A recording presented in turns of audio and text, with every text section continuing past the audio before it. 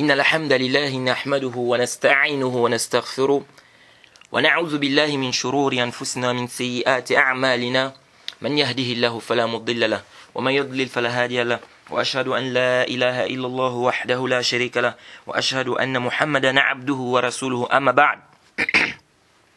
Louange à Allah, le maître des circonstances. On le loue pour tout ce qu'il nous accorde comme bien et comme grâce. Et on lui demande de déverser ses grâces et bénédictions sur le prophète Mohammed sallallahu alayhi wa sallam, sa famille, ses compagnons et tous ceux qui les ont suivis jusqu'au jour de la rétribution. Celui qu'Allah a guidé, personne ne peut l'égarer. Celui qu'Allah a égaré, personne ne peut le guider. Nous sommes toujours dans le sharh du Nukhbat al-Fikr du Al-Hafiz ibn Hajar, Nuzhat al-Nazar, fi tawdih Nukhbat al-Fikr, fi mustalah ahli al-Athar. Alors, Al-Hafiz ibn Hajar ici va nous parler du Mursal al-Khafi. Il dit, on demande qu'Allah nous facilite, qu'on puisse terminer ce livre. Il dit ceci, وَكَذَا الْمُرْسَلُ الْخَفِي إِذَا صَدَرَ مِنْ مُعَاصِرٍ لَمْ يَلْقَ مَنْ حَدَّثَ عَنْهُ بَلْ بَيْنَهُ وَبَيْنَهُ وَاسِطَةٌ. Il dit, et c'est ainsi le Mursal al-Khafi. C'est-à-dire, le hadith aussi, on peut dire il est détaché, mais il est expédié aussi. Il dit, si ça provient de quelqu'un ou d'une personne qui a vécu dans la même époque qu'un autre rapporteur, mais il ne l'a pas rencontré. C'est-à-dire, il n'a pas rencontré celui de qui il rapporte. Il a vécu dans la même époque que lui, mais il ne l'a pas rencontré. Il dit, entre les deux, il y a un intermédiaire. Ça, c'est quoi? Il dit, ça, c'est le Mursal Khafi. Donc, le Mursal Khafi, c'est quoi? C'est le fait qu'un rapporteur ait vécu dans la même époque qu'un autre, n'est-ce pas? Et ils ne se sont pas rencontrés. S'il rapporte de lui, ça c'est Mursal Khafi. Ça on appelle ça Mursal Khafi. Donc il n'a pas entendu de lui, ils ne se sont pas rencontrés. Ici il dit والفرق بين المدلس والمرسل الخفي دقيق حصل التحرير بما ذكر هنا. Il dit la différence entre le mudallis et celui qui fait le mursal khafi, c'est une différence qui est subtile. Et il dit donc, on détaille ça ici. Parce qu'il y a des savants qui ont fait du tadlis. C'est-à-dire le mursal khafi, ils ont dit que c'est le tadlis. Ils n'ont pas fait la différence entre le mursal khafi et le tadlis. Donc, Al-Hafiz ibn Hajar va nous apporter la différence. Il dit, وهو أن التدليس يختص بمن روى عمن عرف لقاؤه إياه وأما إن أعصره ولم يعرف أنه لقيه فهو المرسل الخفي. Il dit la différence c'est que le tadlis est restreint pour celui, n'est-ce pas, c'est ceux qui se sont rencontrés en fait. C'est-à-dire il a entendu de lui. Il a entendu de lui. On a dit quoi le tadlis, on a dit que c'est quoi? أن يروي الراوي عمن سمع منه ما لم يسمع منه بألفاظ تحتمل السماع. C'est le fait qu'un rapporteur rapporte de celui dont il a entendu, n'est-ce pas? Il rapporte de qui il a entendu, ce qu'il n'a pas entendu de lui avec des termes qui peuvent faire croire qu'il a entendu de lui. Donc la différence c'est que dans le tadlis, c'est son cher. Il a entendu de lui des hadiths. Mais sauf qu'il y a certains hadiths qu'il n'a pas entendu de lui. Il dit وَأَمَّا إِنْ عَصَرَهُ وَلَمْ يُعْرَفْ أَنَّهُ لَقِيَهُ فَهُوَ مُرْسَلٌ خَفِيٌّ. Maintenant, s'il a vécu de la même époque que lui, et c'est pas connu qu'ils se sont rencontrés, ça c'est le Mursal al-Khafi. Donc la différence c'est quoi? C'est que dans le tadlis, c'est son cher, il a rencontré. Mais il y a certains hadiths qu'il n'a pas entendu de lui. Or dans l'autre, il a vécu à la même époque, mais qu'est-ce qui s'est passé? Il ne l'a pas, n'est-ce pas? Il ne l'a pas rencontré. Il dit وَمَنْ أَدْخَلَ فِي التَّعْرِيفِ التَّدْلِيسِ الْمُعَاصَرَ وَلَوْ بِغَيْرِ لُقِي لَزِمَهُ دُخُولُ الْمُرْسَلِ الْخَفِي فِي تَعْرِيفِهِ. Il dit celui qui a fait entrer dans la définition du tadlis, le fait qu'ils aient vécu dans la même époque, même s'il n'y a pas de rencontre, il doit faire entrer dans sa définition là le mursal al-khafi. C'est-à-dire les deux vont être pareils. Le mursal al-khafi et le tadlis, ça va être pareil. Wasab tafriqatu baynahuma. Il dit ce qui est juste, c'est qu'il faut faire la différence entre le tadlis et le mursal al-khafi. ويدل على أن اعتبار اللقي في التدليس دون المعاصرة وحده لا بد منه إطباق أهل العلم بالحديث على أن رواية المخضرمين. Donc là, le Hafiz est en train de réfuter ceux qui ont fait quoi? Ceux qui ont mis le mursal al-khafi et le tadlis au même niveau. Il dit prendre en considération la rencontre et ne pas se limiter au fait n'est-ce pas, qu'ils aient vécu la même époque est nécessaire et indispensable. جيد. Il dit وحده لا بد منه إطباق أهل العلم بالحديث على أن رواية المخضرمين. Il dit pourquoi il amène, pourquoi ça, pourquoi on doit faire la différence là entre les deux, entre le mursal et le tadlis. Il dit على أن رواية المخضرمين كأبي عثمان النهدي وقيس بن أبي حازم عن النبي صلى الله عليه وسلم من قبيل الإرسال لا من قبيل التدليس. جيد. Il dit pourquoi, parce que les versions des mukhadaramin, on a déjà expliqué c'est qui, c'est ceux qui ont vécu au temps du prophète, à l'époque du prophète, mais ils n'ont pas rencontré le prophète Mohammed sallallahu alayhi wa sallam, comme Najashi, le roi d'Abyssinie. Donc il dit riwayat mukhadaramin كأبي عثمان النهدي وقيس بن أبي حازم. Donc la riwaya de Abi Uthman al-Nahdi, Qais ibn Abi Hazim, n'est-ce pas? S'il rapporte du prophète, il dit ça, c'est dans le, ça rentre dans quoi? Ça rentre dans le irsal et non pas dans le tadlis. جيد. Il dit ولو كان مجرد معاصرة يكتفى به في التدليس لكان هؤلاء مدلسين. Il dit si pour dire que quelqu'un est mudallis, on se limitait juste au fait qu'il ait vécu dans la même époque que la personne, il dit cela devait être des mudallisines.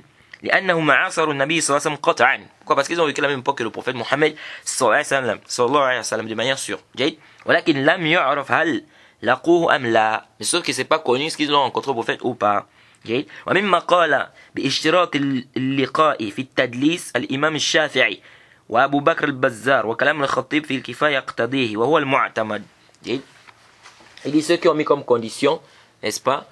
Ceux qui ont mis comme condition qu'il faut la rencontre dans le tadlis, il dit l'imam Shafi'i, Abu Bakr al-Bazar. Il faut qu'on dise qu'il soit mouda, il faut d'abord qu'il ait rencontré cette personne, c'est-à-dire c'est son cher. Ouais, maintenant après, il rapporte certains hadiths qu'il n'a pas entendu de lui en disant on parle du tadlis. Mais c'est pas le simple fait qu'ils ont vécu dans la même époque, s'il rapporte de lui on dit que c'est un tadlis. Là. Et il dit parmi les gens qui ont conditionné qu'il faut qu'ils se rencontrent dans le tadlis, il dit l'imam Shafi'i, Abu Bakr al-Bazar, et il dit la parole de Khatib al-Baghdadi dans le Kifaya, ça implique cela. Et c'est ce qui est considéré, c'est ce sur quoi on se repose. Il dit comment on va savoir qu'il n'a pas rencontré tel?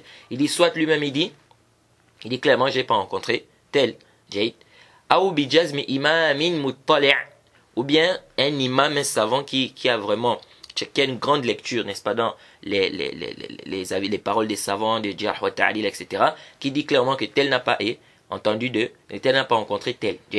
ولا يكفي أن يقع في بعض الطرق زيادة راو بينهما لاحتمال أن يكون من المزيد. Il dit on ne doit pas se limiter, il ne suffit pas que dans certaines versions il y a un ajout d'un rapporteur. Il dit parce qu'il se peut que ça soit parmi les mazid fi muttasil al-asanid. C'est-à-dire c'est pas parce que c'est venu dans une chaîne de transmission, il a dit an, le rapporteur, et dans une autre chaîne de transmission, il a cité l'intermédiaire entre lui et la personne de qui il rapportait là, qu'on va dire que non, c'est une preuve que c'est un moudalis, parce que là-bas il a dit an, et dans une autre chaîne de transmission, il a mis l'intermédiaire. Donc comme il a mis l'intermédiaire, ça veut dire que là-bas il avait enlevé l'intermédiaire là. Donc c'est un moudalis. Il dit ça ne suffit pas parce que ça peut être parmi les mazid fi muttasil al-asanid. On va expliquer ce que ça veut dire al-mazid fi muttasil al-asanid. Ça va venir inchallah. Il dit ولا يحكم في هذه الصورة بحكم الكلي et جازم لتعارض الاحتمال الاتصال والانقطاع. Et donc là on va pas faire quoi, on va pas donner un hukm comme ça de manière générale, bien une sentence totale. Il dit car il se peut quoi, ici il y a une ihtimal de l'ittisal entre quoi, c'est-à-dire qu'en affirmant ici on ne va pas ici donner, on va pas ici affirmer avec certitude l'hypothèse, car il se peut qu'il y ait eu quoi, c'est-à-dire on n'affirme pas avec certitude ici quoi que c'est forcément un modèle. Il y a en affirmant l'hypothèse qu'il peut y avoir la coupure, une coupure et un rattachement dans la chaîne de transmission. Il le fait seulement qu'il vienne, qu'il y ait un ajout, n'est-ce pas? Il a rapporté le hadith, il a dit an, et dans une autre version, il a mis l'intermédiaire. Il dit on ne doit pas, n'est-ce pas, ici s'appuyer sur ça de manière absolue comme ça pour dire que c'est un modaliste. وقد صنف فيه الخطيب كتاب تفصيل المبهم المراسيل وكتاب المزيد في متصل الأسانيد. Il y a Khatib al-Baghdadi, il a écrit un livre, n'est-ce pas, sur qu'il a nommé Tafsil al-Mubham al-Marasil, et il a aussi écrit un autre livre qu'il a écrit. Il a aussi écrit un autre livre pardon sur al-Mazid fi Muttasil al-Asanid. Il dit وانتهت pardon, le cheikh dit al-Hafiz dit وانتهت هنا أقسام حكم الساقط في الإسناد. Il dit de là on voit ici les sentences, n'est-ce pas, les catégories des coupures dans la chaîne de transmission se terminent ici. Donc ici se terminent les catégories des coupures dans les chaînes de transmission. Donc il a parlé de quoi? Du mu'allaq, il a parlé de mu'adal, il a parlé de munqati', du mursal et du mudallas. Ça c'est les catégories où il y a des coupures de chaînes de transmission.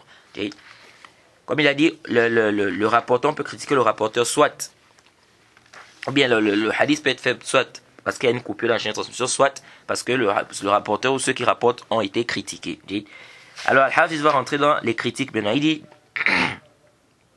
les critiques sur les rapporteurs. Il dit ثم الطعن يكون بعشرة أشياء بعضها أشد في القدح من بعض خمسة منها تتعلق بالعدالة وخمسة تتعلق بالضبط. Il dit ensuite on a la critique. J'ai la critique, n'est-ce pas? Elle se fait quoi? C'est-à-dire il y a 10 choses ici par rapport à la critique. Il dit certains d'entre eux, n'est-ce pas, ou certaines critiques sont pires que d'autres.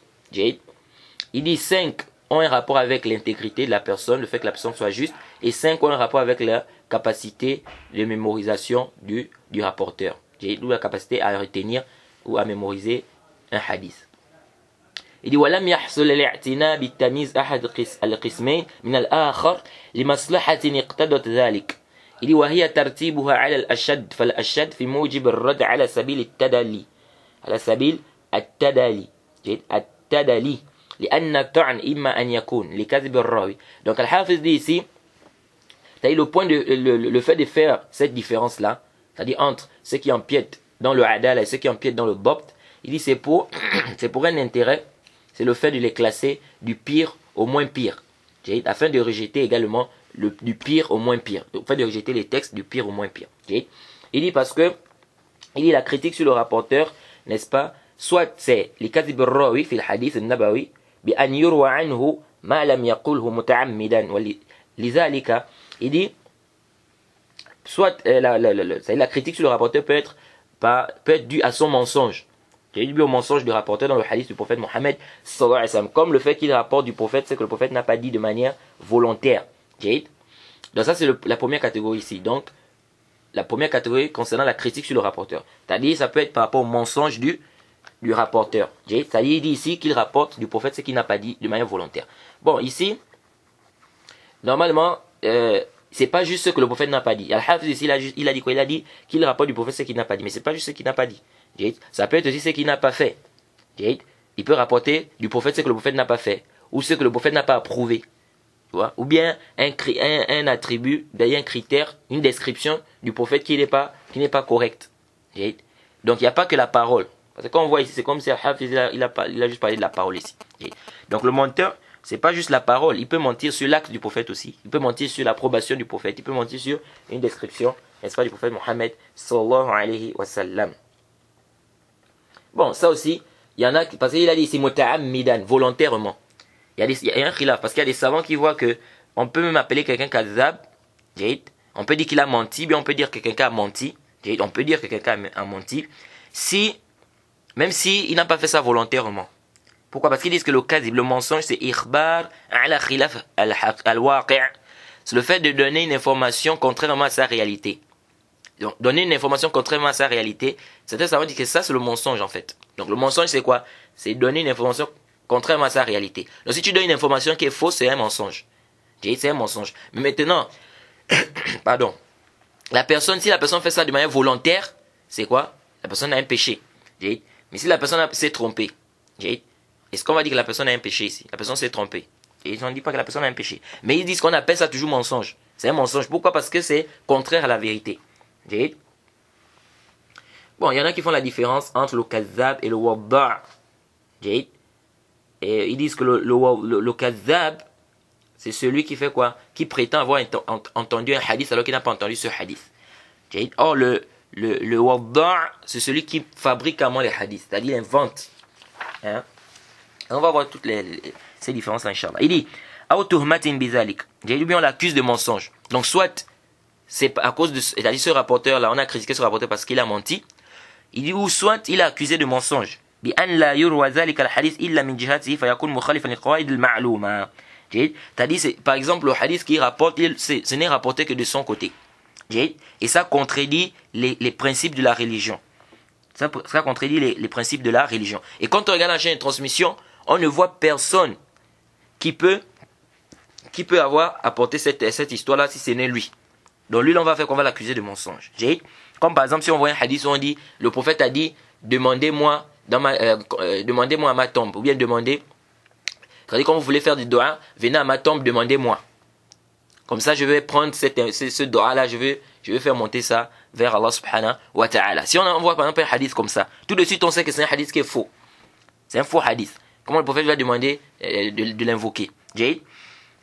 Et donc, si ça contredit les qawaïd, donc ça contredit les principes du din, comme ça on peut s'argumenter que c'est un mensonge. Il dit وَكَذَا مَنْ عُرِفَ بِالْكَذِبِ فِي كَلَامِهِ. Il dit de la même manière aussi celui dont c'est-à-dire il est connu pour être un menteur. Mais il ne ment pas sur les hadiths du prophète. C'est pourquoi il dit وَإِنْ لَمْ يَظْهَرْ مِنْهُ وُقُوعُ ذَلِكَ فِي الْحَدِيثِ النَّبَوِي وَهَذَا دُونَ الْأَوَّلِ.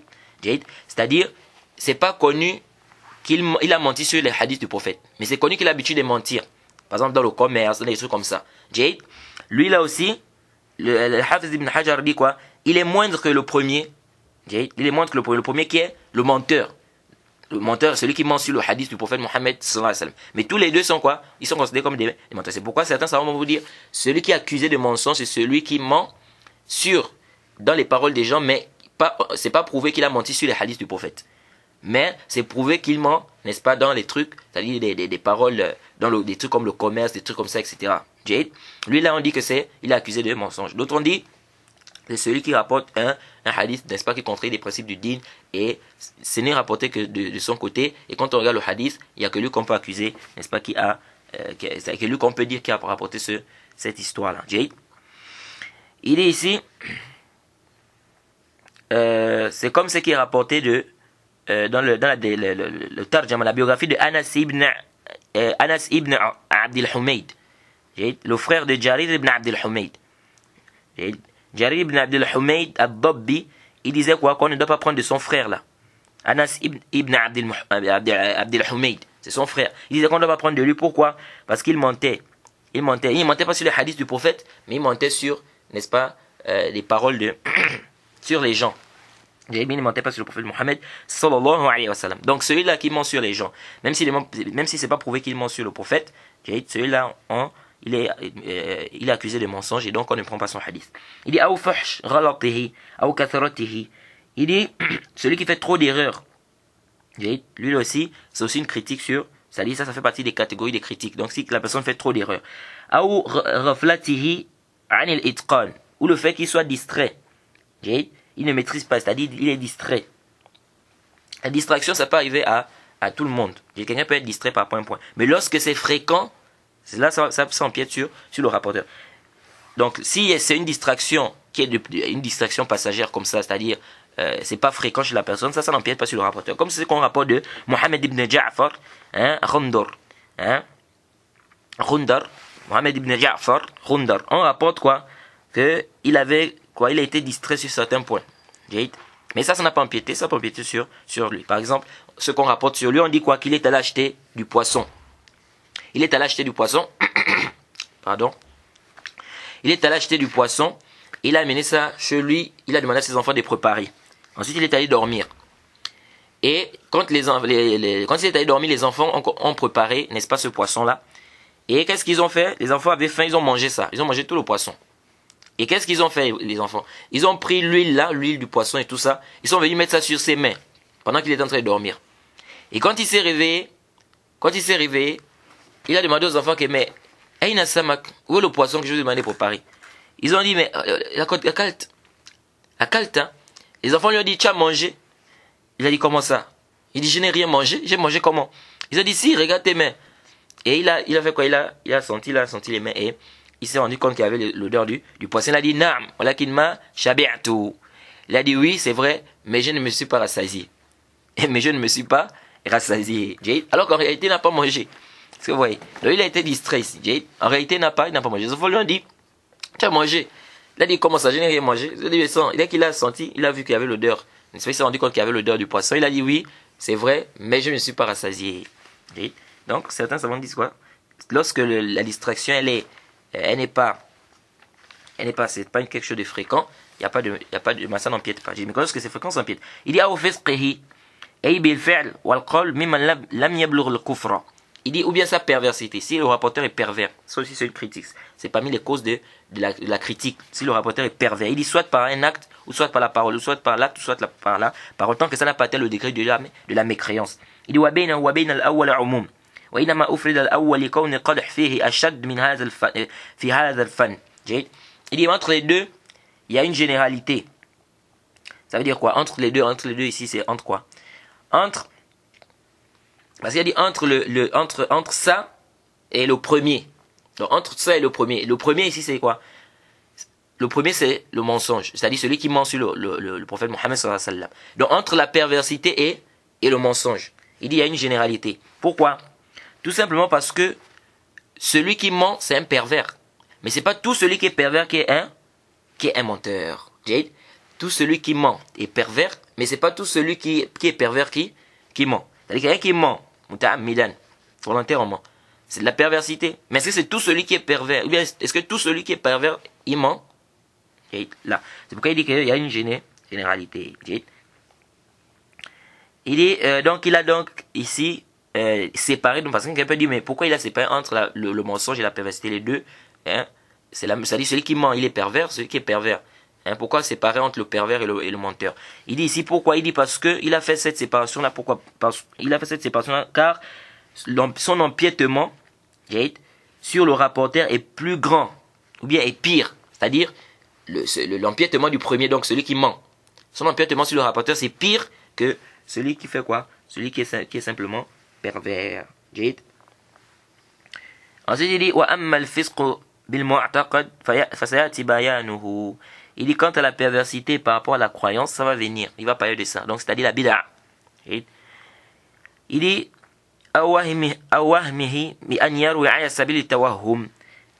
parmi les choses qui empiètent aussi le tawahhum. C'est-à-dire le fait que l'erreur fasse le wahm. Le rapporteur fasse le wahm. Le fait que le rapporteur fasse le wahm, c'est-à-dire se trompe. Et ça on dit entre le wahm et le khata, c'est quoi la différence? C'est que le wahm, c'est-à-dire que comment dirais-je, le wahm, il se base sur quoi? Il n'est pas certain, il y a un doute. Est-ce que vous voyez? Il y a un doute. Or, l'erreur, il est certain. C'est-à-dire, il est convaincu que c'est ça. Il est convaincu que c'est ça alors qu'il est en train de se tromper. Il est ou s'il contredit les rapporteurs dignes de confiance. S'il contredit les rapporteurs dignes de confiance, ça peut aussi empiéter sur, ça peut aussi être une cause de critique. Ici, quand Al-Hafiz dit s'il contredit des rapporteurs dignes de confiance, c'est si c'est fréquent. Si c'est fréquent chez lui, c'est-à-dire il contredit trop les rapporteurs dignes de confiance. Mais si c'est c'est-à-dire de manière rare, ici ça n'empiète pas sur le rapporteur. Parce que, n'est-ce pas, celui qui contredit les rapporteurs dignes de confiance, c'est quoi? C'est qu'il a fait l'erreur. Et personne n'est exempté d'erreur. Il dit Aou jahalatihi. S'il est inconnu, ça aussi ça empiète sur le rapporteur. Ça empiète sur le rapporteur. On ne connaît pas d'éloges sur lui, on ne connaît pas des critiques spécifiques sur lui. Ou bid'atihi, n'est-ce pas? Ou quelqu'un qui a une bid'a, qui fait des bid'a. وهي اعتقاد ما أحدث على خلاف المعروف عن النبي صلى الله عليه وسلم لا بمعاندة بل بنوع الشبهة.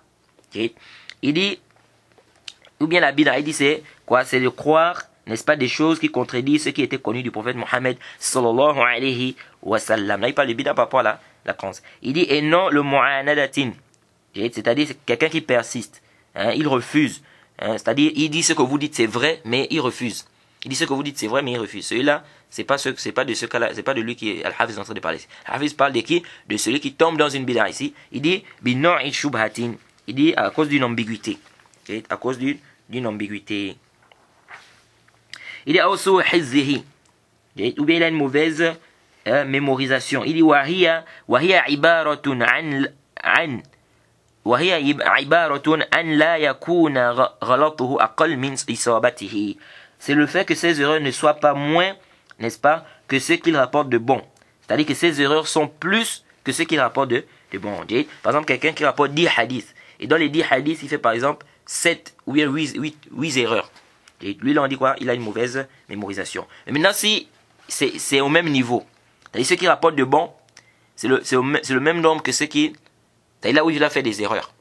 Par exemple, s'il rapporte 10 hadiths, il a fait des erreurs dans 5 hadiths. Et 5 autres, il n'y a pas d'erreur. Lui, là, on le classe où? Comme dit le Cheikh Ibn Uthaymin, lui aussi, on doit le classer dans celui qui a une mauvaise mémorisation. Okay? Parce que si, ici, là, il rapporte 10 hadiths, par exemple, et que c'est au même niveau, donc il fait 5 erreurs, dans 5 hadiths il se trompe, dans 5 autres il ne se trompe pas, ça montre ici quoi, que sa capacité de mémorisation n'est pas bonne. Okay? Parce que comment se fait-il qu'il fait 5 erreurs et également il rapporte les 5 autres il ne fait pas des erreurs. C'est pourquoi le Cheikh Uthaymin dit où est le hifz ici, où est la mémorisation, où est la bonne mémorisation ici. Quelqu'un qui rapporte par exemple, un exemple, il rapporte des hadiths où il fait les mêmes, c'est-à-dire c'est le même nombre. C'est-à-dire là où il a fait des erreurs, c'est le même nombre là où il n'a pas fait des erreurs. Où est la bonne mémorisation ici? Okay. Ensuite, Al-Hafiz ici dit, là il va rentrer dans le hadith al-mawdu', le hadith forgé, le hadith inventé. Il dit فالقسم الأول جيد la première catégorie il dit وهو الطعن بكذب الراوي في الحديث النبوي وهو الموضوع جيد il dit c'est la critique, n'est-ce pas, due au quoi, au mensonge du rapporteur dans le hadith du prophète Mohammed sallallahu alayhi wa sallam. Ça on appelle ça al-mawdu' جيد le mukhtariq, ça on appelle ça c'est mukhtaliq ou bien le masnu'. C'est comme, et ça c'est quoi? C'est une critique, c'est-à-dire c'est au haut degré. C'est une grave, c'est la pire même des critiques. Lorsque on dit que la personne est quoi? A menti sur le prophète Mohammed sallallahu alayhi wa sallam. Donc ça empiète vraiment sur le rapport. C'est pourquoi ça fait en sorte que son hadith soit forgé. On classe ce hadith des hadiths inventés, hadiths forgés.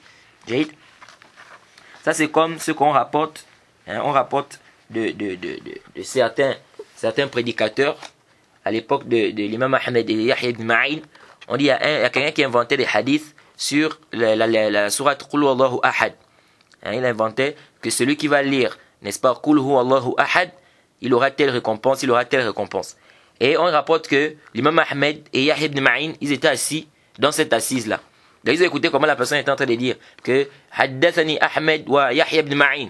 C'est-à-dire Yahya ibn Ma'in m'a rapporté et Ahmed ibn Hanbal, donc Yahya ibn Ma'in et Ahmed ibn Hanbal m'ont rapporté que que le prophète a dit, ils ont rapporté d'après tel, que le prophète a dit que celui qui va lire Qul Huwallahu Ahad, il aura ceci ou cela.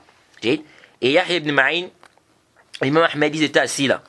Et c'est comme ça qu'ils se sont regardés. On dit Yahya ibn Ma'in, l'imam Ahmed, pardon, a dit à Yahya ibn Ma'in, c'est toi qui a rapporté ce hadith là. C'est toi qui lui as rapporté ce hadith là. Il a dit non, c'est pas moi. Yahya ibn Ma'in a dit à l'imam Ahmed, c'est toi qui as rapporté ça. Il a dit non, c'est pas moi. Qu'est-ce qu'ils ont fait? Ils ont ri et ils se sont levés. Dès qu'il a fini de faire son discours, ils sont venus le voir. Ils lui ont dit, qui t'a rapporté ce hadith là?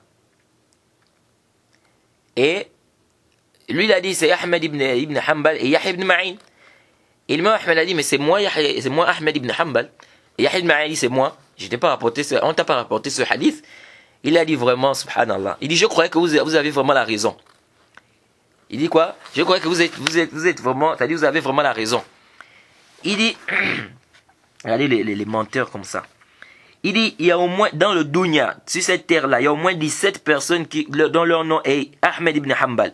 Donc il n'y a pas, c'est-à-dire sur cette terre-là, il n'y a plus de Ahmed ibn Hanbal sauf toi. Vous voyez un peu comment il a menti. Vous voyez? Et bien évidemment, ça c'est une histoire qui nécessite un bahth. L'histoire là, c'est une histoire qui est rapportée, mais est-ce qu'elle est réellement authentique? Ça nécessite vraiment un bahth, cette histoire là. Ça nécessite un bahth au niveau de la chaîne de transmission. Parce que fihi kalam. Alors, il dit ici wal hukm alayhi bil wada' innama huwa bi tariq adh-dhann al-ghalib la bil qat' id qad yasduq al-kadhub. Il dit ici quand on dit qu'il a inventé ce hadith, bien il a inventé un hadith, il dit c'est par rapport à ce qui est plus probable. On n'affirme pas avec certitude. Il dit car celui qui ment peut dire la vérité. Celui qui ment peut dire la vérité. Comme le prophète a dit concernant Iblis, il a dit quoi? Il a dit la vérité, pourtant c'est un grand menteur, c'est un menteur. Donc il dit ici quand on dit qu'il a inventé ce hadith, il dit c'est par rapport à ce qui est plus probable. Donc c'est plus probable qu'il a inventé. C'est pas avec certitude qu'il a inventé ça. Mais ça aussi, c'est pas de manière absolue comme ça, parce qu'on peut aussi affirmer avec certitude qu'il a inventé le hadith. Si par exemple le hadith vient contredire les principes du din, un exemple, quelqu'un par exemple comme dit le Cheikh Uthaymin, il vient par exemple, il dit celui qui va prier les 5 prières, 50 ans, il n'a plus de prières obligatoires à faire. Celui qui va prier les 5 prières obligatoires pendant 50 ans, il n'a plus de prières obligatoires à faire. Donc c'est fini, il peut se passer de la prière. Un hadith comme ça, si quelqu'un nous rapporte ça, ici on affirme avec certitude que c'est un mensonge. Le prophète Mohammed sallallahu alayhi wa sallam, il a prié toute sa vie, jusqu'à ce qu'il est mort. Comment on veut dire ici que non, celui qui va faire les 5 prières pendant 50 ans, il n'a plus de prière à faire. Donc ça, on affirme ici avec certitude que c'est un mensonge. Donc quand Al-Hafiz ibn Hajar dit, ici là, quand on dit qu'il a inventé, c'est pas de manière, on affirme pas avec certitude qu'il a inventé, mais c'est par rapport à ce qui est plus probable, ça c'est pas de manière absolue. Et voilà qu'il y a ahli al-ilm بالحديث ملكة قوية يميزون بها ذلك. Il dit, les gens de science ont une capacité, n'est-ce pas, qui est due à leur expérience, etc. Les gens de science, les gens du hadith ont une capacité, n'est-ce pas, qui leur permettent, n'est-ce pas, qui leur permet de détecter ce qui est inventé de ce qui ne l'est pas. جيد وإنما يكون بذلك منهم من يكون اطلاعه تاما وذهنه ثاقفا وفهمه قويا ومعرفته بالقرائن دالة على ذلك متمكنة. Il dit, et cela c'est pour celui qui a une lecture, n'est-ce pas, profonde, une connaissance profonde, une lecture complète, n'est-ce pas, qui connaît les indices, n'est-ce pas. Donc il peut savoir qu'ici là il y a eu un mensonge ou pas. جيد. Donc c'est pas n'importe qui va détecter ça. Il faut quoi, que ce soit un savant, n'est-ce pas, qui est connu pour avoir la connaissance dans ce domaine. Il dit وقد يعرف الوضع بإقرار واضعه قال ابن دقيق العيد لكن لا يقطع بذلك لاحتمال أن يكون كذب في ذلك الإقرار. Il dit on peut connaître, comment on peut connaître que la personne a inventé le hadith. Il dit ça peut être par son approbation à lui-même. Ou bien son approbation à lui-même. C'est-à-dire la personne elle-même dit ce hadith n'est pas authentique. J'ai inventé ça. J'ai inventé ce hadith. Et Ibn Daqiq al-Aid a dit quoi? Il a dit, rahimahullah, on ne doit pas affirmer ça avec certitude. Il dit car il se peut qu'il ait menti même dans son approbation là. C'est-à-dire, s'il vient par exemple, il dit, j'ai menti dans ce hadith là. Ça nous, c'est un indice, c'est un dalil qui montre quoi? Que c'est un menteur puisque lui-même il approuve, lui-même il dit qu'il a menti. Mais Ibn Daqiq al-Aid a dit, mais on ne doit pas affirmer avec certitude, parce qu'il peut aussi être menteur dans ça. C'est-à-dire, quand il dit j'ai menti, il se peut qu'il ait menti dans ça aussi. C'est-à-dire, en réalité, quand il dit, par exemple, j'ai inventé ce hadith, il dit, se peut ici qu'il a menti quand il a dit, j'ai inventé ce hadith. Et donc, on n'affirme pas avec certitude.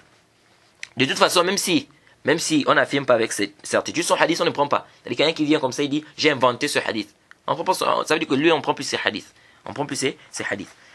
Il dit وفهم منه بعضهم أنه لا يعمل بذلك الإقرار أصلا لا يعمل بذلك الإقرار أصلا وليس ذلك مراده. Il dit certains ont compris de là qu'on ne doit même pas travailler avec cette approbation là.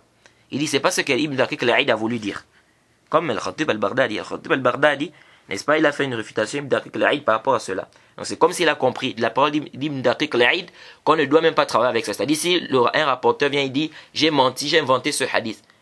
Ils disent quoi? C'est comme si, donc ici on ne doit pas travailler avec quoi? Comme si Ibn Daqiq al-Aid est en train de dire qu'on ne doit pas travailler avec ça. C'est-à-dire s'il vient et dit j'ai menti sur un hadith, on ne prend pas ça en considération. On continue à prendre ce hadith. Il dit c'est pas ce que Ibn Daqiq al-Aid a voulu dire. Il a infirmé ici l'affirmation. Ibn Daqiq al-Aid a dit quoi? Il a dit on n'affirme pas avec certitude. Mais il n'a pas dit qu'on ne doit pas travailler avec, on travaille avec. C'est-à-dire, s'il vient, il dit, j'ai inventé des hadiths. Khalas, on prend ça en considération. Mais il n'a pas dit ici, quoi, il n'a pas dit qu'on ne prend pas ça en considération. Lui, il a dit, on ne doit pas affirmer avec certitude, parce qu'il se peut il a menti sur cela. Il dit,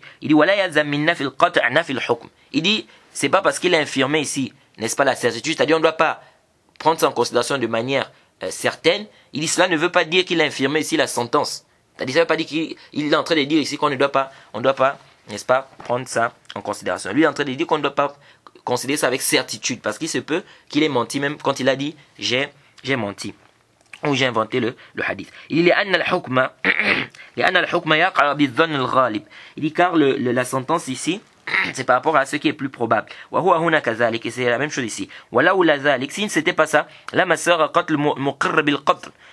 on ne devait pas prendre en considération celui qui dit que c'est moi qui ai tué tel.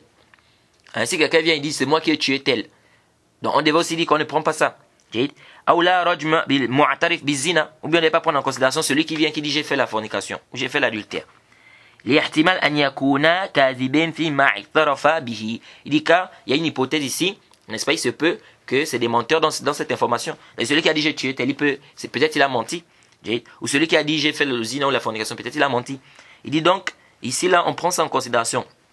Mais ici, il parle de quoi? Il dit ici, c'est par rapport à, c'est ce qui est plus probable, on se base sur ce qui est plus probable. Mais ce qu'on affirme avec certitude que c'est vrai, ce qui se peut que la personne ait menti. Donc c'est ce que le Hafiz veut nous dire ici. Il dit, وَبِنَ الْقَرَائِنَ الَّتِي يُدْرَكْ بِهَا الْوَضْعِ مَا يُؤْخَذْ مِنْ حَالِ الرَّاوِي.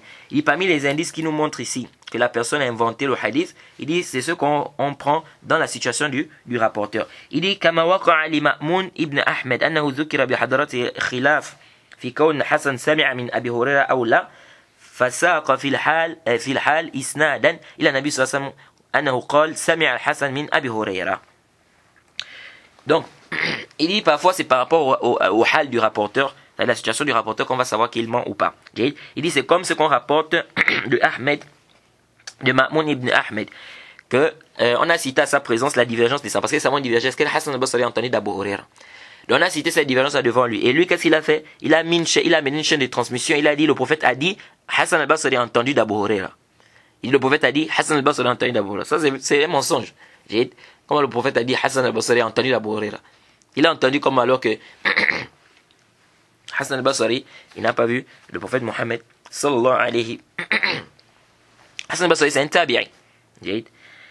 Donc il a inventé ce hadith. Il dit وكما وقع لغياث ابن إبراهيم حيث دخل على المهدي فوجد يعلى بالحمام فساق في حال إسنادا إلى النبي صلى الله عليه وسلم قال لا سبق إلا في نصل أو خف أو حافر أو جناح فزاد في الحديث أو جناح فعرف المهدي أنه كذب لأجله فأمر بذبح الحمام. جيد. Il dit c'est comme ce qu'on rapporte de Ghiyath ibn Ibrahim. Jade. Ghiyath ibn Ibrahim, c'est un rapporteur, il a menti lorsqu'il est rentré chez Mahdi. Mahdi, il fait partie de quoi? Des Omara, des chefs. Dès qu'il est rentré chez lui, il a trouvé en train de jouer, n'est-ce pas? Il faisait quoi? Il jouait avec le pigeon, avec les pigeons. Et qu'est-ce qu'il a fait?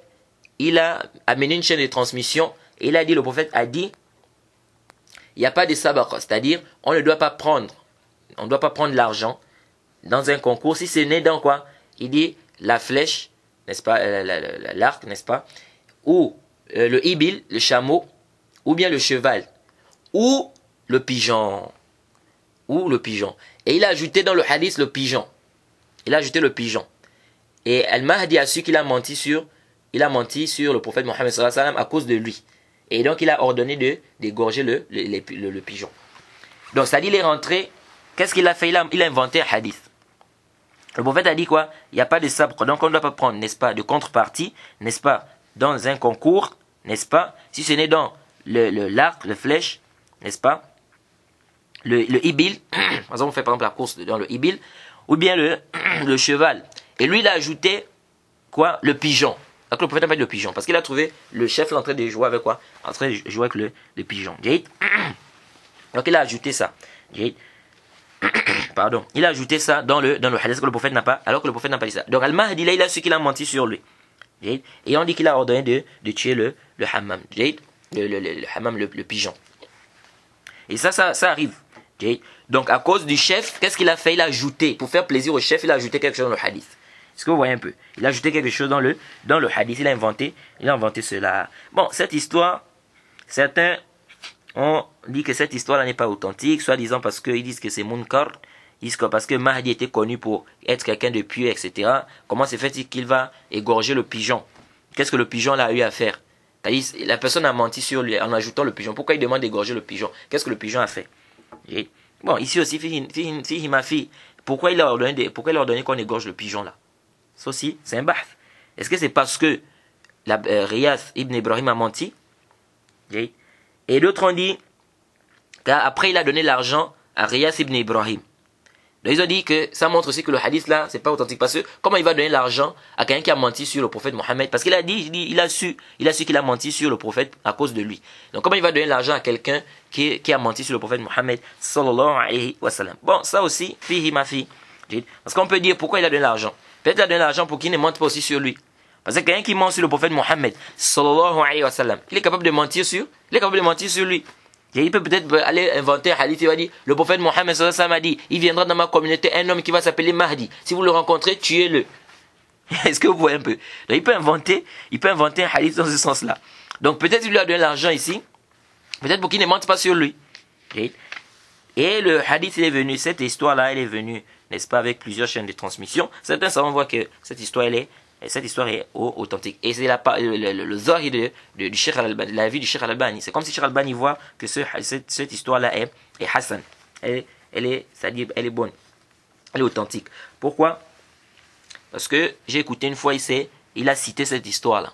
Quand il parlait des gens qui inventaient des choses sur le prophète Mohammed sallallahu alayhi wa sallam. Et il n'a pas fait le ta'qib, il n'a pas dit que l'histoire est daïf, etc.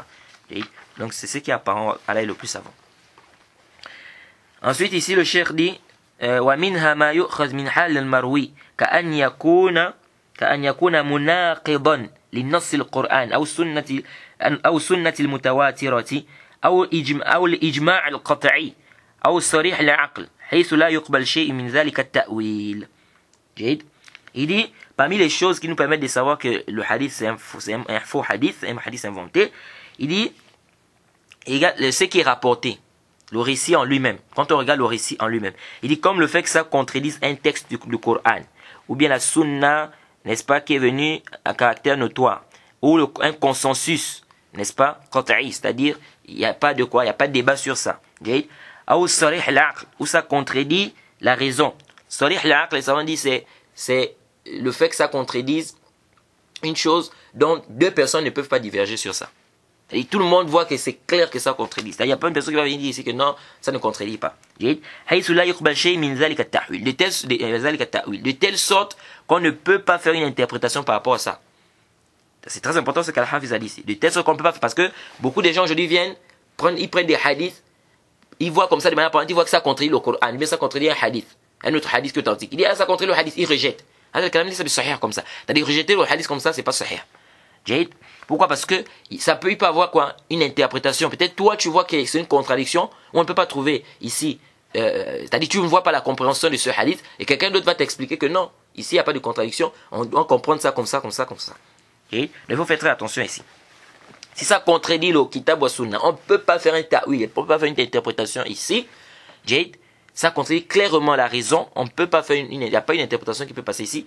Ici on peut parler de quoi? On peut dire que ça contredit, on dit que c'est sarih l'aql, ça contredit le sarih l'aql. Comme quoi? Comme des hadiths c'est-à-dire les hadiths qui citent quand est-ce que Yawm al-Qiyamah va arriver. Le jour de la résurrection, ce sera quand? Il y a des hadiths qui citent ça.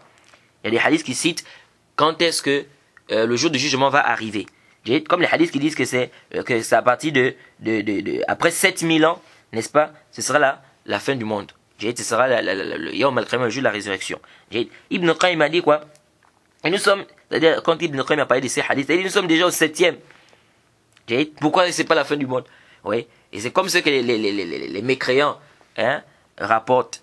Souvent, il y a une année, je pense que c'était en 2010 ou 2011, ils ont dit non, la fin du monde, c'est-à-dire le jour de la résurrection, n'est-ce pas? Le jour de la résurrection, ce sera en 2012.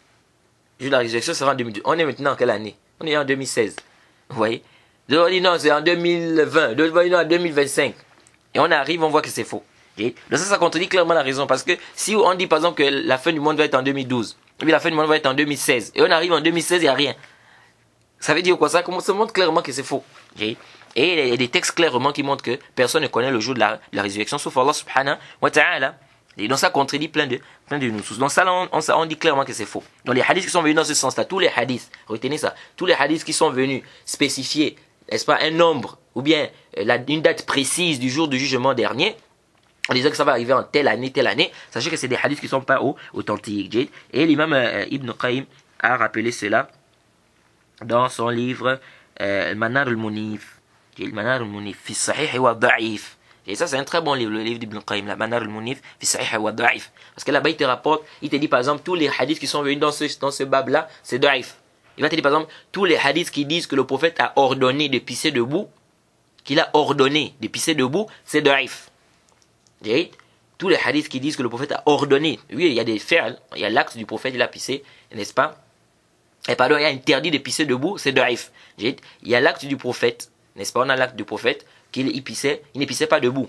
Même si c'est venu dans le Sahih Bukhari, hadith de Huzaifa, où il dit que le prophète a pissé debout. Mais il te dit, par exemple, il te dit tous les hadiths qui sont venus, où on dit que le prophète a interdit de pisser debout. Il dit, par exemple, c'est daif.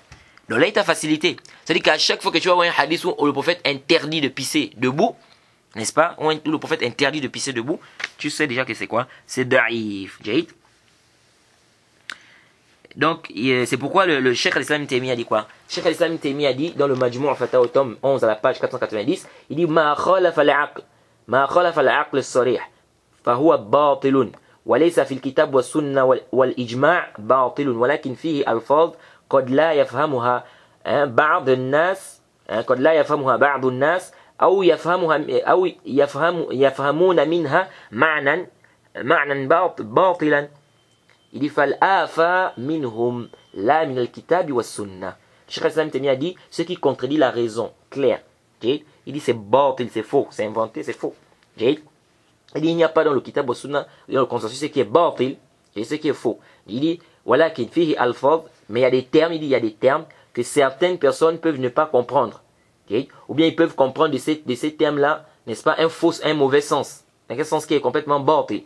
Il dit ici, le défaut se trouve de leur côté et non dans le kitab wa sunna. Et Ibn al-Jawzi disait aussi, Ma ahsana qawl al-qa'il, ça a été rapporté ça a été cité dans le Tadrib al-Rawi, au tome 1, à la page 327, Ibn al-Jawzi disait quoi? Il disait Ma ahsana qawl al-qa'il idha ra'ayta al-hadith yubayin al-ma'qul aw yukhalif al-manqul aw yunaqid al-usul fa'lam annahu mawdu'.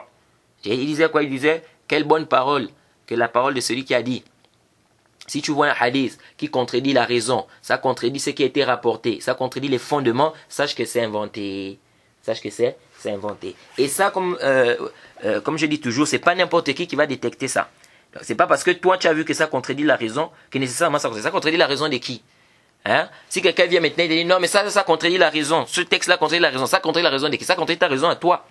C'est pas la raison de tout le monde, ça contredit ta raison à toi. Donc ici, c'est pas tout le monde qui va venir comme ça un bon matin qui dit non ça contredit la raison, mais ça contredit ceci ou cela.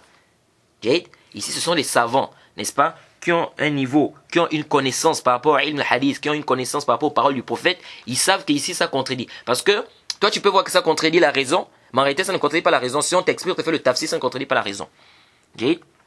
Ou tu peux voir que ça contredit un texte, alors qu'en réalité ça ne contredit pas un texte. Ce qu'on va t'expliquer, tu vas voir que ça ne contredit pas un texte. Donc c'est pourquoi c'est pas tout le monde qui va comme ça se lever le matin pour dire que telle chose contredit, donc ça veut dire que c'est inventé. Ça c'est quoi? C'est ceux qui maîtrisent. Pourquoi? Parce que celui qui maîtrise les paroles du prophète, qui est tout le temps, n'est-ce pas, dans le ilm al-hadith et dans le takhrij, il connaît les paroles du prophète. Donc quand il écoute une parole, il sait que ça c'est pas la parole du prophète.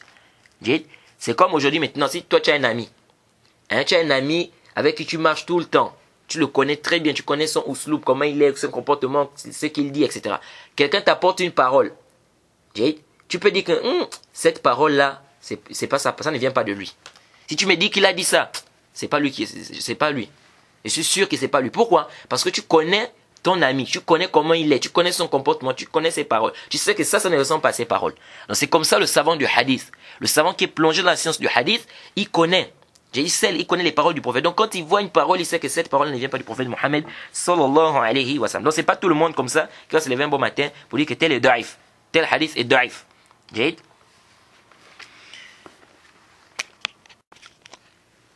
Et ici je tiens à rappeler avant de continuer que faites la différence entre celui qu'on dit qui est kadzab, qui est menteur, celui qu'on dit qui est wadda', qui invente les hadiths, celui qu'on dit qui est sariq, voleur.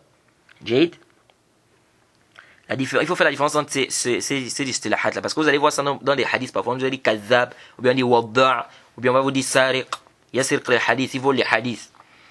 Le kadzab, c'est celui qui prétend avoir entendu ce qu'il n'a pas entendu. Il dit j'ai entendu tel dire, alors qu'il n'a pas entendu, comme celui-là qu'on a vu qui a inventé, si l'histoire est authentique bien sûr, sur Yahya ibn Ma'in et puis, comment il s'appelle, et l'imam Ahmed. Le sariq, celui qu'on dit sariq, qui vole, yasriq le hadith, ici certains savants disent, c'est celui qui cherche ce qui est étrange. Il cherche quoi? Des hadiths qui sont étranges, n'est-ce pas? Et il prétend qu'il a entendu ces hadiths-là. Pour qu'on dise quoi? Qu'il est venu avec quelque chose d'étrange. Et donc, ça veut dire quoi? En fait, c'est un menteur. Mais c'est un menteur dans quelque chose de spécifique. Dans quoi? Dans les choses qui sont étranges. D'autres ont dit, le sariq, c'est celui qui prend des hassanides et il fabrique. C'est-à-dire, mais il prend des hassanides, il est en train de faire quoi? Il fabrique. Il prend un isnad là-bas, il prend par exemple un matn, il prend un isnad, il prend le isnad, il met ça sur le matn là. Il va prendre le matn, il va mettre ça dans tel isnad. Donc c'est comme s'il fait quoi? Il est en train de travailler les hassanides ici. Il est en train de faire quoi? De travailler les hassanides. Donc les chaînes de transmission. Ça c'est comme ce qu'on rapporte de Mohammed ibn Humayd al-Razi. L'imam Zahabi a rappelé quoi? Que Fadlik est rentré chez lui et il a trouvé, il était en train de faire quoi? Il est en train de travailler sur les hassanides. Et il prend tel isnad, il met ça ici, l'autre isnad, il met ça ici, l'autre isnad. Ils disent que c'est comme s'il avait dans sa maison, en fait, c'est comme un laboratoire. C'est-à-dire il a une pièce dans sa maison. Il a une pièce dans sa maison. Il est en train de faire quoi? Il est en train de regarder dans des chaînes il est en train de regarder les moutounes. C'est-à-dire il regarde les récits, les hadiths, et il prend les chaînes de transmission, il met ça, il prend ici, il met la chaîne de transmission là ici. Ça là on dit qu'il fait quoi? Il fait le sariq al hadith. C'est-à-dire il vole les hadiths. Le hadith peut être en lui-même authentique. Mais lui il prend les chaînes de transmission, il vient, il met ça ici, il prend ici cette chaîne de transmission, il met ici. Eh bien, il cherche ce qui est étrange, comme on a dit, et il dit qu'il prétend qu'il a entendu cela. Et parmi les choses qui nous permettent, n'est-ce pas, de reconnaître, c'est pourquoi le Hafiz a dit quoi? Il a dit ثم المروي تارة يخترع الواضع. Il dit quoi? Il dit ce qui est rapporté parfois, celui qui a amené ça, il a comment fabriqué ça? Il a fabriqué. Donc il y a le menteur, le récit peut être authentique. Mais lui prétend que c'est lui qui a entendu ça alors que c'est pas lui. Ça c'est un menteur. Il y a celui qui fabrique, il se pose qu'il fabrique, c'est-à-dire il fabrique complètement un hadith. Il fabrique un hadith complètement. Ici, parmi les choses qui nous permettent de reconnaître, n'est-ce pas, le mensonge du rapporteur, par exemple l'écriture. L'écriture, c'est-à-dire qu'il fasse rentrer par exemple dans un livre, le livre d'un rapporteur, il ajoute des trucs à l'intérieur. Et quand on vient, on regarde, on voit qu'il y a une différence entre les deux écritures. Vous savez, avant, c'était pas comme aujourd'hui. Avant, on pouvait reconnaître l'écriture ancienne de l'écriture qui est nouvelle. On sait que ça, c'est une ancienne écriture. Ça, c'est une nouvelle écriture qui est rentrée. C'est comme aujourd'hui, vous voyez les gens qui volent les billets, là.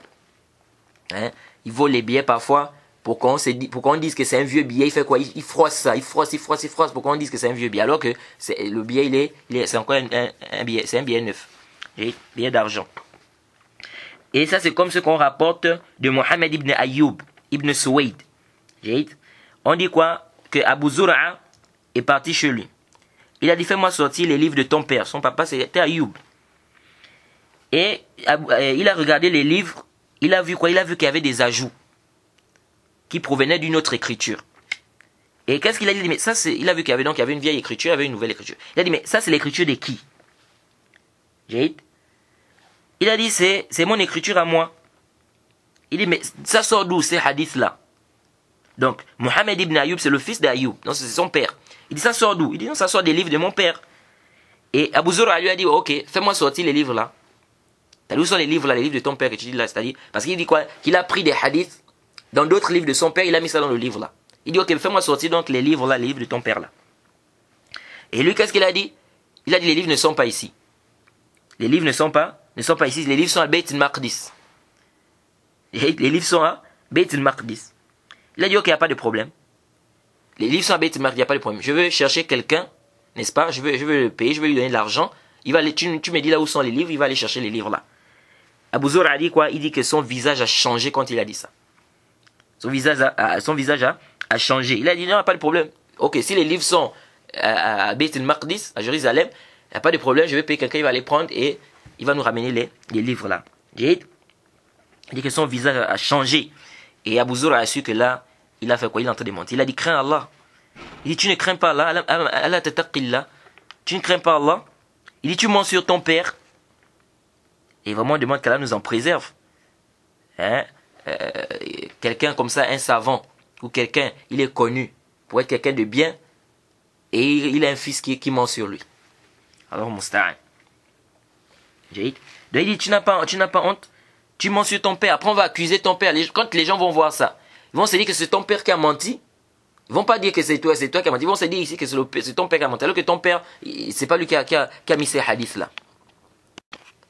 Donc de là, on peut détecter qu'il a menti. Parce qu'on a vu quoi, que l'écriture est différente par rapport dans le livre. Parmi aussi les choses qui permettent aussi, c'est ce qu'on rapporte de Sufyan ibn Waqi'. On rapporte de Sufyan ibn Waqi', qui est le fils de Waqi' ibn Jarrah.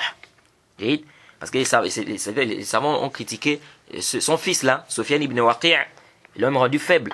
Pourquoi?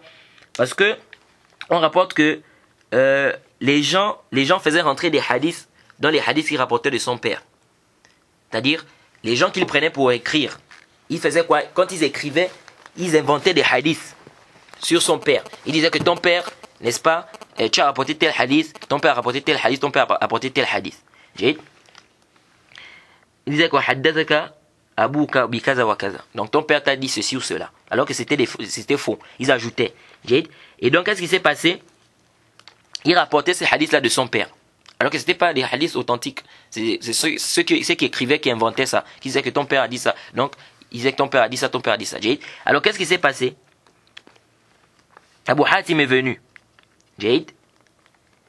Abu Hatim a dit, mais ça, c'est pas les hadiths de ton père. Pourquoi? Parce que ces savants les connaissaient. C'est là où vous voyez le tab. Vous voyez comment ces savants-là ont déployé leurs efforts. Pourquoi? Sur la sunna du prophète Mohammed sallallahu alayhi wa sallam. Vous avez vu ce que Abu Zur'a a fait? Il a dit non, il n'y a pas de problème, va chercher les livres de ton père là. Il a dit non, c'est pas la sabite, il n'y a pas de problème, je vais envoyer quelqu'un, il va aller acheter et il va aller prendre ça, je vais même lui donner l'argent, il va aller prendre les livres, dis-moi où c'est, il va aller à Beit al-Maqdis à Jérusalem, il va aller prendre les livres et ramener. Est-ce que vous voyez comment ces savants ont mis des efforts pour que la sunna ici, c'est-à-dire pour qu'on sache ce qui est authentique de ce qui n'est pas authentique. Ils ont déployé leur effort pour ça.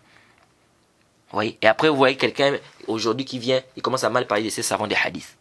Il commence à venir mal parler des savants des hadiths. Alors, c'est pas des fuqaha, c'est pas ceci, c'est pas cela, c'est pas ceci ou c'est pas cela. Quand ces savants étaient en train de faire ce travail-là, toi, tu étais où? Alors ici, Abu Hatim, il a dit ça, c'est pas des hadiths de ton père. Ce sont les gens qui sont en train d'écrire les hadiths, ce sont eux qui mettent ça, qui inventent ça sur ton père. Il a dit, mais qu'est-ce que je dois faire alors? Il a dit, prends les livres là, n'est-ce pas? Tu mets ça de côté.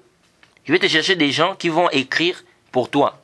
Je vais te chercher des gens qui vont écrire pour toi. Donc, prends ça, mets ça de côté. Qu'est-ce qu'il a fait? Il n'a pas écouté. Il n'a pas écouté. Il continue toujours à rapporter ces hadiths-là. Au point où Abu Hatim est venu, il a trouvé, il est venu chez son voisin, il était toujours en train de rapporter des hadiths qu'il prenait des mêmes livres-là que ces gens-là écrivaient. Et donc, à cause de ça, ils l'ont rendu faible. À cause de ça, les savants l'ont rendu faible. Il dit, وَتَارَةً يأخذ كلام غيره كبعض السلف الصالح أو قدماء حكماء أو إسرائيليات. Donc parfois aussi, on peut savoir que c'est un mensonge lorsque la personne, par exemple, prend des paroles de certains salafs, il s'attribue ça, ou de certains anciens sages, ou des Israéliates. أو يأخذ حديثا ضعيف الإسناد فيركب له إسنادا صحيحا ليروج. Il dit, ou bien il prend un hadith qui est faible, que la chaîne de transmission est faible, et il fabrique un isnad authentique, c'est-à-dire il fabrique une chaîne de transmission qui est authentique. Pourquoi? Pour que le hadith passe. Il dit والحامل للواضع على وضع إما عدم الدين والزنادق كالزنادقة. Maintenant, qu'est-ce qui pousse le rapporteur à mentir sur le prophète Mohammed sallallahu alayhi wa sallam? Il dit soit, c'est quoi? C'est Adam ad-Din, yani kazanadiqa. Ça peut être quoi? Ça peut être le manque de religion ou l'hypocrisie. Il est comme l'hypocrite. C'est-à-dire les hypocrites. Ça, c'est comme ceux qu'on rapporte de Abdul Karim ibn Abi Aouja. On dit quoi? On dit qu'on l'a mené chez Mohammed ibn Suleyman ibn Ali. Il a ordonné qu'on coupe sa tête.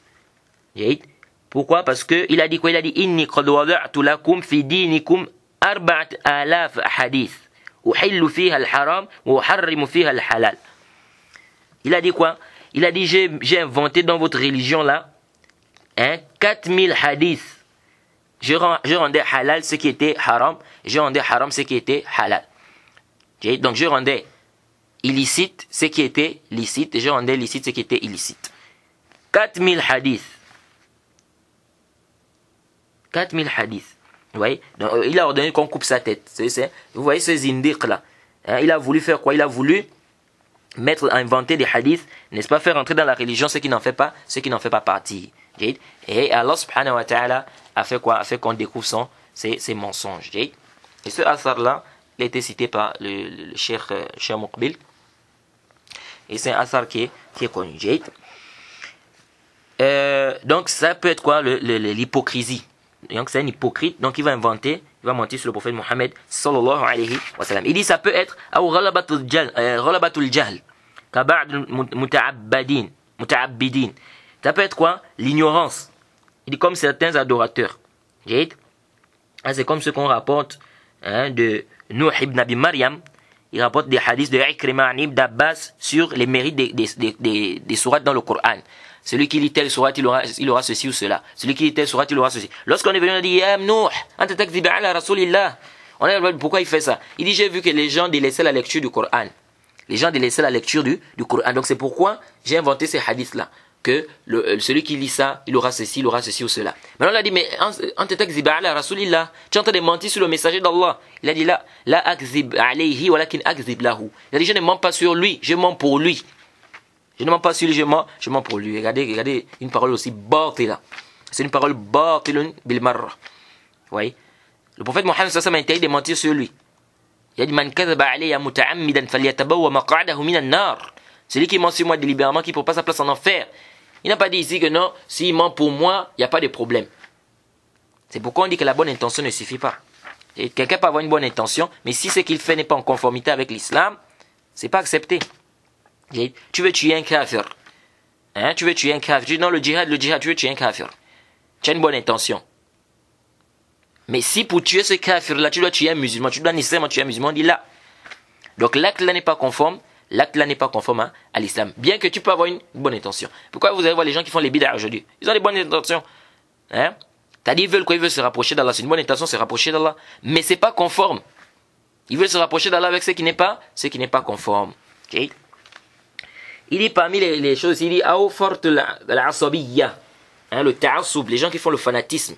Donc parfois le fanatisme ça peut le pousser à inventer des hadiths.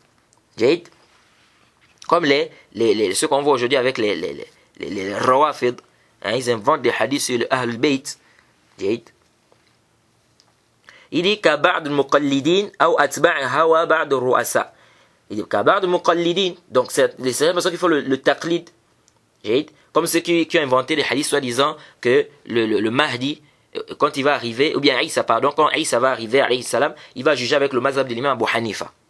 Ça c'est le ta'assub, le fanatisme les a poussés à inventer ça, des hadiths pareils. D'autres ont même inventé des hadiths. Ils disent que le prophète Mohammed sallallahu alayhi wa sallam, à cause du fanatisme, ils ont inventé des hadiths, ils disent que le prophète a dit sayati fi ummati rajulun yuqal lahu Muhammad ibn Idris wa huwa asharru ala ummati min iblis. Sayati fi ummati rajulun yuqal lahu Muhammad ibn Idris wa huwa asharru ala ummati min iblis. Ils disent que le prophète a dit qu'il viendra dans ma communauté un homme qu'on va appeler Muhammad ibn Idris. Il dit il est pire, n'est-ce pas, pour ma communauté que Iblis. Ça c'est inventé. Muhammad ibn Idris c'est l'imam Shafi'i.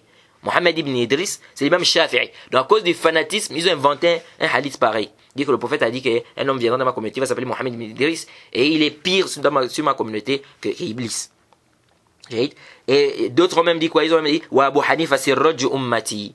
Que Abu Hanifa c'est la lampe, c'est la lumière de ma communauté. Ça c'est batil, ça c'est ce récit là. Il est batil, c'est un récit qui est muhtariq, mawdu' masnou'. C'est un récit qui est inventé. Donc ça c'est à cause du fanatisme ils ont inventé des choses pareilles. Il a ittiba' hawa ba'd ru'asa. Ou bien il peut aussi inventer le hadith. Pourquoi? Parce qu'il suit la passion de certains chefs. Comme l'histoire qu'on a rappelée de Riyaz ibn Ibrahim qui a ajouté dans le hadith, il a inventé à cause de quoi? À cause du chef. Il dit Aoul Igrab li qasd l'ishtihar. Il dit parfois il peut inventer Pourquoi? Parce qu'il veut venir, c'est-à-dire il va mentir parce qu'il va apporter des choses étranges afin de devenir célèbre. Hein? Les gens qui aiment amener des choses étranges parce qu'il veut être célèbre. Donc il va aller chercher des textes qui sont étranges, qui sont faibles. Il va prétendre qu'il a entendu ça. Ou bien il va fabriquer des hassanides. Il va prendre des chaînes de transmission authentiques, il va mettre ça sur ce récit-là. Pourquoi? Parce qu'il veut être célèbre. Pourquoi on dit ça? Vraiment, il a amené quelque chose d'étrange. Est-ce que le but c'est d'être célèbre? Le but n'est pas d'être célèbre. Et je profite à rappeler que le fait d'être célèbre ne veut pas dire que tu es meilleur que celui qui est moins connu. C'est pas parce que quelqu'un est connu qu'il est forcément meilleur que celui qui est moins connu. Là, ça c'est pas un dalil. Le meilleur des tabi'in, Uwais al-Qarni, on dit que le prophète a dit que c'est le meilleur des tabi'in. Histoire dans le Sahih Muslim. Au point où le prophète a même dit à Omar que si tu le rencontres, demande-lui de demander pardon à Allah pour toi. Ce tabi'in-là, meilleur des tabi'in, mais il n'était pas connu. Au point où lorsqu'on a même dit qu'on veut le faire connaître, chez les gens, il a refusé. Il a dit pour faire rester comme ça que les gens ne le connaissent pas. Le meilleur des tabi'in. Le prophète a dit meilleur des tabi'in. Pourtant, il n'était pas connu. Et le prophète Mohammed m'a dit quoi? Qu'Allah subhanahu wa ta'ala guide à travers toi une personne, c'est meilleur pour toi que les chameaux rouges. Donc le but, c'est pas d'être connu. Il faut être sincère. Le but, c'est d'être sincère dans ce que tu fais. Combien des prophètes vont venir? Le prophète a dit qu'il y a des prophètes qui vont venir au Al-Qiyamah. Une seule personne l'a suivi. D'autres vont même venir, personne ne l'a suivi. Personne n'est là. Nous, le prophète Nuh alayhi salam, il a appelé les gens pendant combien d'années? Combien de personnes ont répondu à son appel? Donc le but n'est pas d'être célèbre. Le but n'est pas d'être célèbre. Il faut quoi? Il faut être sincère. Donc tu vas aller prendre des choses étranges. Il va aller prendre des hadiths étranges, des hadiths qui sont pas authentiques. Il va fabriquer des hassanites, tout ça pourquoi? Parce qu'il veut être quoi? Il veut être célèbre. Il dit ici, le Hafiz dit, وَكُلُّ ذَلِكَ حَرَامٌ بِإِجْمَعْ مَنْ يُعْتَدُّ بِهِ. Il dit, tout ceci c'est haram. Par consensus de ceux dont on considère leur parole. Et on profite de là que c'est pas toute personne dont on doit considérer sa parole dans le ijma'. Dans le consensus, c'est pas tout le monde, c'est pas la parole de tout le monde comprend. On prend la parole de ceux dont c'est considéré la parole des savants, des gens de la sunna. Il a ana ba'd al-karramiyya wa ba'd al-mutasawwifa nukila anhum ibahatu al-wad' fi at-targhib wa at-tarhib. في الترغيب والترهيب وهو خطأ من فاعله نشأ عن جهل لأن الترغيب والترهيب من جملة الأحكام الشرعية. Il dit c'est comme ce qu'on rapporte des Karramiyya. Les Karramiyya c'est une secte. Et ceux qui suivent Mohammed ibn Karram. Ceux qui ont dit non, le iman, la foi c'est le ikrar bilisan. C'est le fait de reconnaître avec la langue. Même si au fond de toi tu ne crois pas. Donc si quelqu'un atteste maintenant, quelqu'un dit ashhadu an la ilaha illallah wa ashhadu anna muhammadan rasulullah, même si au fond il ne croit pas, chez les Karramiyya, ils disent que celui-là c'est un croyant. Ils disent même que sa foi est parfaite. C'est un croyant qui a une foi parfaite. Et ici là je profite à rappeler qu'il y a une erreur. Il y a des gens qui ont pensé que les Karramiyya, ils disent quoi? Intabihu. Eux ils disent que la personne est croyante. La personne est croyante, c'est-à-dire la personne qui atteste. Même si la personne ne croit pas, au fond d'elle, ils disent que la personne est croyante. Mais que sa foi est parfaite et complète. Que sa foi est complète. Mais ils disent quoi? Pas parfaite, mais ils disent que la foi est complète. Ils disent que si maintenant dans son cœur, il croit vraiment, il est sincère, il va rentrer au paradis. Mais si c'est au fond de lui, il ne croit pas donc, c'est-à-dire c'est un munafiq. Si au fond de lui il ne croit pas, il va entrer en enfer. Donc en un mot, ils disent quoi? Ils disent qu'en apparence, on l'appelle quoi? On dit que c'est un croyant et on dit que sa foi est complète. Mais maintenant, si au fond de lui, il ne croit pas, il a juste attesté parce qu'il est l'hypocrite. L'hypocrite atteste. Mais au fond de lui, il ne croit pas. Ils disent que si maintenant, en réalité, il a attesté, mais au fond de lui, il ne croit pas, ils disent, lui là, il va aller en enfer. Si au fond de lui, il est sincère, il va aller au paradis. Mais ici, là, dans le dunya, les deux, celui qui atteste, qu'il croit ou qu'il ne croit pas, s'il a attesté, il dit, les deux là, c'est quoi? C'est des croyants. Leur foi est parfaite et complète. Bien évidemment, ça c'est une parole qui est batil. C'est vraiment une parole qui est batil et ça contredit les paroles des savants, ça contredit l'ijma parce qu'ils sont les seuls mavéliens avec cette genre de croyance, cette croyance-là. Et c'est une chouba qu'ils ont. Ils se sont basés sur quoi? C'est une chouba en fait. Ils se sont basés sur les versets, n'est-ce pas, qui parlent, n'est-ce pas, qui dit par exemple, Ya ayyuhallazina amanu, vous qui avez cru, levez-vous pour faire la prière, etc. En disant qu'on a appelé ces gens-là croyants. Et donc on doit les considérer comme étant des croyants. À la Kulihal, ce n'est pas ici, ce n'est pas le Mabahas ici. Ça, c'est traité dans les livres de croyances. Mais sachez que c'est une parole qui est borte. Les Karramiya, c'est ça. Ils ont dit quoi? Ils ont permis. C'est pourquoi Ibn Hazm a fait une erreur lorsqu'il a dit que les Karramiya disent que les munafiqoun, les hypocrites vont rentrer au paradis. Cheikh Al-Islam Taymiyya a fait un rad. Il a dit là, ils n'ont pas dit ça. C'est vrai, ils ont dit que cette personne-là, le munafiq, il est croyant. Sa foi est quoi? Sa foi est parfaite. Elle est complète. Sa foi est complète. Mais ils disent quoi? Ils disent que si au fond de lui, il ne croit pas, il va en enfer. Il va en enfer. Si au fond de lui, c'est celui qui a testé. Si au fond de lui, il ne croit pas, il va en enfer. Mais celui qui a testé, si au fond de lui, il va au paradis. Donc ils ont fait la erreur. Mais Ibn Hazm ici, il a cru quoi? Qu'ils étaient en train de dire quoi? Que le munafiq, il va où c'est? Il va en enfer. Il a refuté cela. Donc eux, c'est les Karramiya, ils ont permis quoi? Ils ont permis le mentir dans les actes quoi? Les actes méritoires et des choses qui font, les hadiths qui parlent des choses qui font peur. Mais ça c'est complètement batil. Que c'est interdit de mentir, n'est-ce pas, sur le prophète Mohammed sallallahu alayhi wa sallam. Le prophète est interdit, c'est clair. Ça fait partie des grands péchés. Et on va même voir qu'il y a même une divergence. Il y a un homme qui a même vu que c'est un kafir, celui qui ment sur le prophète Mohammed sallallahu alayhi wa sallam. Maintenant ici, il y a une divergence. Celui qui s'est repenti. C'est pourquoi le cheikh ici dit wattafaqu, al-Hafiz ibn Hajar dit wattafaqu ala anna man ta'ammad al-kadhib ala an-nabi sallallahu alayhi wa sallam. Plutôt il dit wattafaqu ala anna ta'ammud al-kadhibi ala an-nabi sallallahu alayhi wa sallam min al-kaba'ir. Ils sont tous unanimes que mentir sur le prophète de manière volontaire, ça fait partie des grands péchés. Il dit wa balagha Abu Muhammad al-Juwayni فكفر من تعمد الكذب على النبي صلى الله عليه وسلم. Il dit Abu Muhammad al-Juwayni, il a exagéré, il a rendu mécréant celui qui ment sur le prophète Mohammed sallallahu alayhi wa sallam de manière volontaire. Parce que ceux qui ont dit ça, ils se sont appuyés sur quoi? Ça aussi a été rapporté d'Abu Fadl al-Hamdani, le cheikh de Ibn Aqil. Ils disent que Allah subhanahu wa ta'ala a dit فَمَنْ أَظْلَمَ مِمَّنِ افْتَرَى عَلَى اللَّهِ كَذِبًا أَوْ كَذَبَ بِآيَاتِهِ أَوْ كَذَّبَ بِآيَاتِهِ إِنَّهُ لَا يُفْلِحُ الْمُجْرِمُونَ. Que Allah subhanahu wa ta'ala dit qui est plus injuste que celui-là qui ment sur Allah, n'est-ce pas, ou qui invente un mensonge sur Allah, ou qui dément, n'est-ce pas, ces versets. Il dit, Allah subhanahu wa ta'ala dit, certes ne réussira pas les criminels. Donc les criminels ne réussiront pas.